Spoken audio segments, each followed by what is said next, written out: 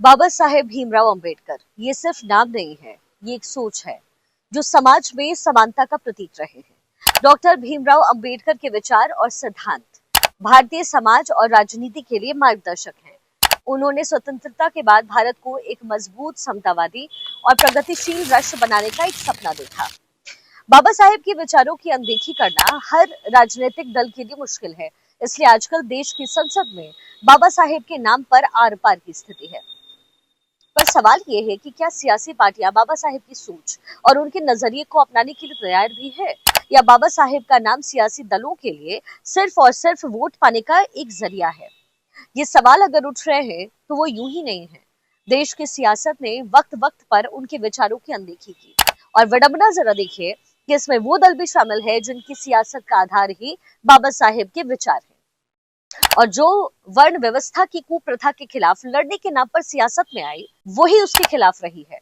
आज उनके कुछ विचार को आपको बताते हैं, अंबेडकर जी के, और समझाएंगे कि बाबा साहेब की सोच क्या थी और कैसे कांग्रेस ने हमेशा उनकी अनदेखी की है। सबसे पहले बात अनुच्छेद 370 की। आर्टिकल 370 की कई धाराएं, खास तौर पर वो बातें जो जम्मू कश्मीर को भारत में पूरी तरीके से शामिल होने से रोक रही थी, वो अब इतिहास की बात हो चुकी है।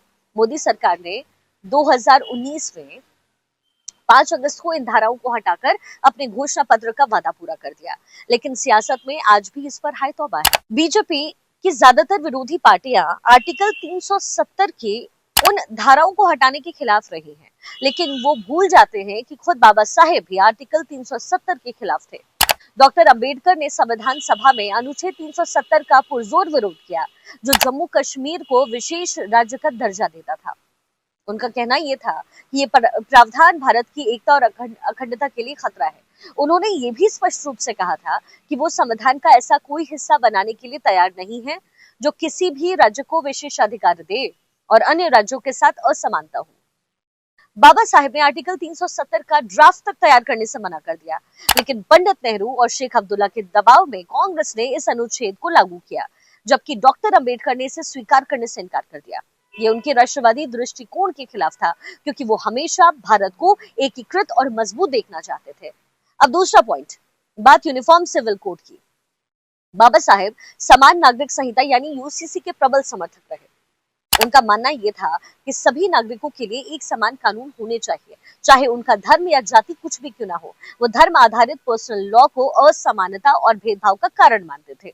उन्होंने इससे भारतीय समाज की आधुनिकता और समानता की दिशा में एक अनिवार्य कदम माना, लेकिन कांग्रेस पार्टी ने उनके सुझाव को राजनीतिक कारणों से नजरअंदाज किया। धर्म आधारित कानून को बनाए रखना उनके वोट बैंक की राजनीति का एक हिस्सा बन गया, और इसी महत्वपूर्ण सुधार को लागू करने की हिम्मत वो नहीं दिखाई। डॉक्टर अंबेडकर का ये विचार आज भी प्रासंगिक है, जब भारतीय समाज में धर्म और जाति के आधार पर विभाजन देखने को मिलता है। समान नागरिक संहिता उनकी सोच के मुताबिक न केवल कानूनी समानता थी, बल्कि सामाजिक समरसता भी उससे स्थापित हो सकता था। डॉक्टर अंबेडकर ने महिलाओं के अधिकारों और समानता के लिए हिंदू कोड बिल का मसौदा तैयार किया।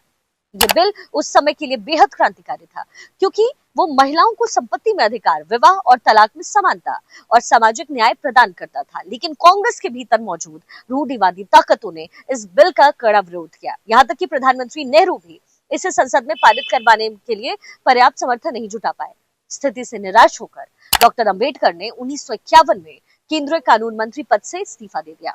आज बाबा साहेब के विचारों की वकालत कर रही कांग्रेस के नेता उस समय मौन थे, जब बाबा साहेब जैसे पढ़े लिखे और महान शख्सियत ने कानून मंत्री का पद छोड़ा था। यहाँ तक कि चुनावी राजनीति में भी बाबा साहेब कभी जीत नहीं पाए, और उन्हें हराने वाले नेता भी कांग्रेस पार्टी के ही। बाबा साहेब को भारत रत्न देने में भी 1990 से पहले तक सरकारों ने खूब कंजूसी दिखाई। ये किसी विडंबना से कम नहीं है कि अम्बेडकर जैसे महान व्यक्ति को उनके निधन के 34 साल बाद 1990 में भारत रत्न से सम्मानित किया गया। इन बातों से साफ हो जाता है कि उनके योगदान को लंबे समय तक वो पहचान नहीं मिली जिसके वो हकदार थे, और उस समय पंडित नेहरू ने खुद को ही भारत रत्न दिया। उन्होंने एक ऐसे राष्ट्र को बनाने का सपना देखा था, अंबेडकर ने, जहां सामाजिक न्याय की स्थापना हो। लेकिन कांग्रेस पार्टी, जो खुद को प्रगतिशील और समावेशी कहती है, उनके विचारों को या तो भुला दिया या राजनीतिक लाभ के लिए अनदेखा किया।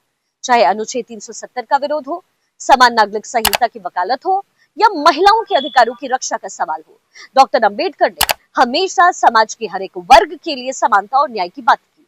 उनका जीवन, उनका विचार आज भी उतने ही प्रासंगिक है जितना उस समय में था। आज समय की मांग है कि हम उनके विचार और सिद्धांत को केवल याद न करें, बल्कि उन्हें वास्तविकता में लागू करें। अंबेडकर का सपना एक समतावादी और एकीकृत भारत का था, और इस सपने को साकार करना हम सबकी जिम्मेदारी बनती है।